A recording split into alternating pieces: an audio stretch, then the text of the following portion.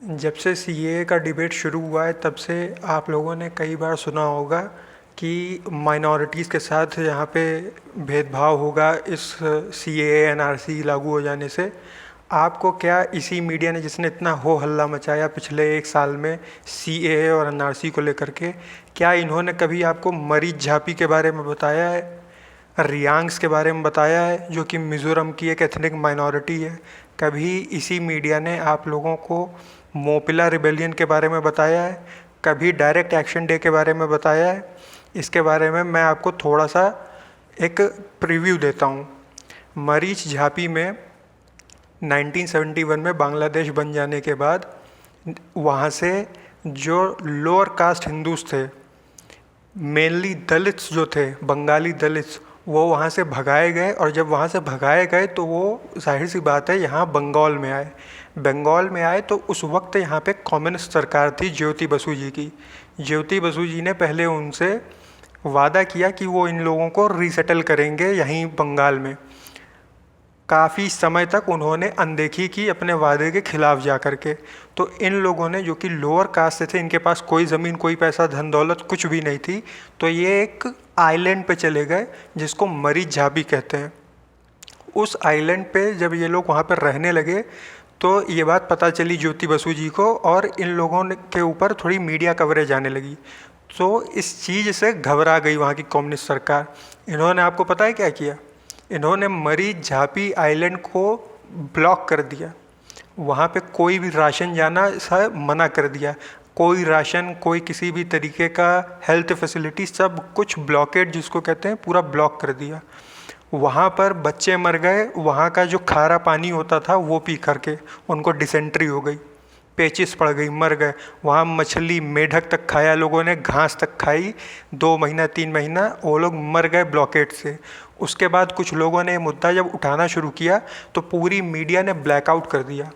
कहीं आज भी आप अगर जा कर के पढ़ेंगे तो आपको बहुत कम रिकॉर्ड मिलेगा। अगर आपको इसके बारे में और पढ़ना है तो दीप हालदार ने एक बुक लिखी है, blood island and oral story of मरीज झापी मैसेकर। आपको आज तक इसके बारे में नहीं बताया गया, ना बताया गया होगा। जो ढूंढ रहा होगा उसको पता चलेगा, जो नहीं ढूंढ रहा होगा उसको ये कभी नहीं पता चलेगा। इसी तरीके से जब मोहम्मद अली जिन्ना पाकिस्तान की डिमांड कर रहे थे और उनकी डिमांड बहुत हद तक साइडलाइन की जा रही थी, उन्होंने डायरेक्ट एक्शन डे की धमकी दी थी। इस डायरेक्ट एक्शन डे का मतलब क्या था? इस डायरेक्ट एक्शन का डे का मतलब था कि यहाँ पे इंडिया में रहने वाले जो मेजॉरिटी एरियाज़ हैं जहाँ पर पाकिस्तान जाने वाले लोगों की और पाकिस्तान की डिमांड करने वाले लोगों की संख्या ज़्यादा है, वो वहाँ के माइनॉरिटी हिंदूज़ को परसिक्यूट करेंगे। और उन्होंने ये किया भी। एक इशारे पे मोहम्मद अली जिन्ना के नोआखाली राइट्स आप गूगल करके देखिए, आपके होश उड़ जाएंगे कि क्या हुआ था बंगाल में। इसके बाद मोपला रिबेलियन की बात होती है। इसको आज तक मार्क्सिस्ट और कम्युनिस्ट हिस्टोरियंस ने इसको पढ़ाया है मोपला रिबेलियन बोल करके। ये किस प्रकार का रिबेलियन था आपको हम बताते हैं।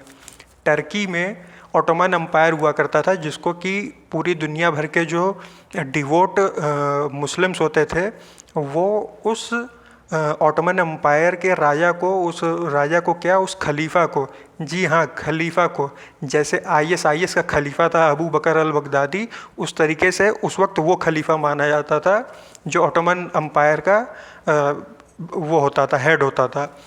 क्योंकि ब्रिटिशर्स ने टर्की पे इन्वेजन करके उसकी सत्ता ख़त्म कर दी थी उस खलीफा की।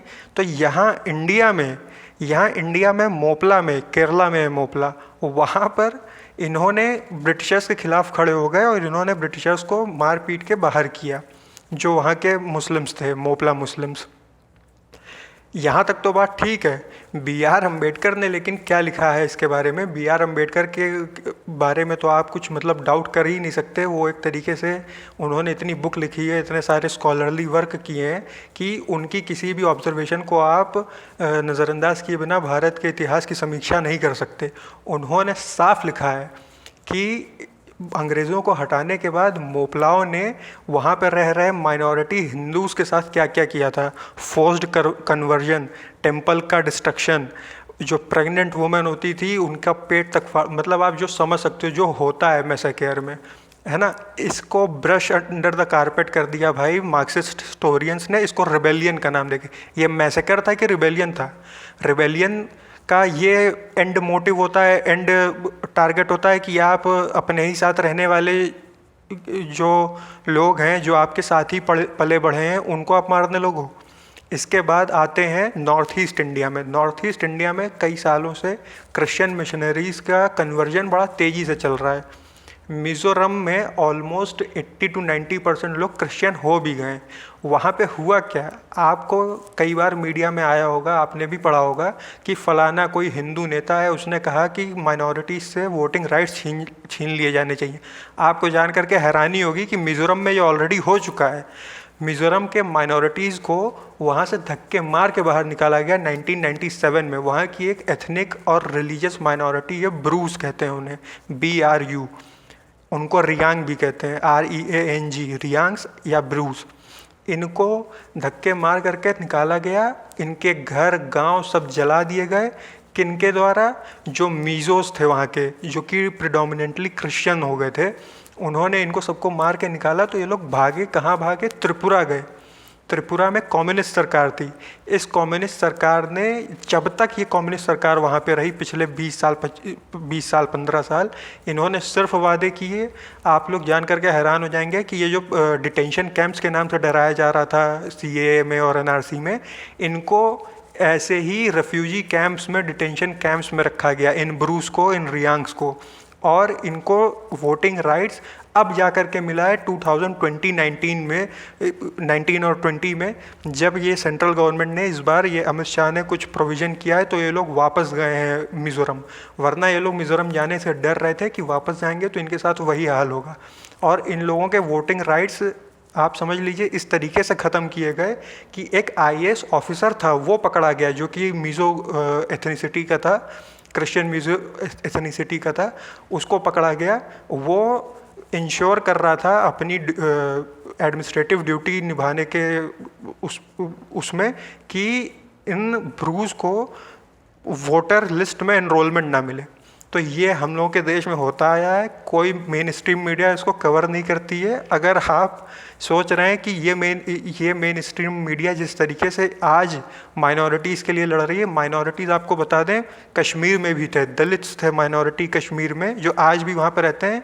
वो वहाँ पे वोट नहीं दे सकते। आपको पता है कश्मीर में जो सिटीजनशिप की जो शर्त रखी गई थी, वो ये रखी गई थी कि यहाँ पे रहने वाला वो आदमी जो 1944 में यहाँ पे रह रहा था, जो कट ऑफ डेट डाली गई सिटीजनशिप की, वो डाली गई 1944। क्यों?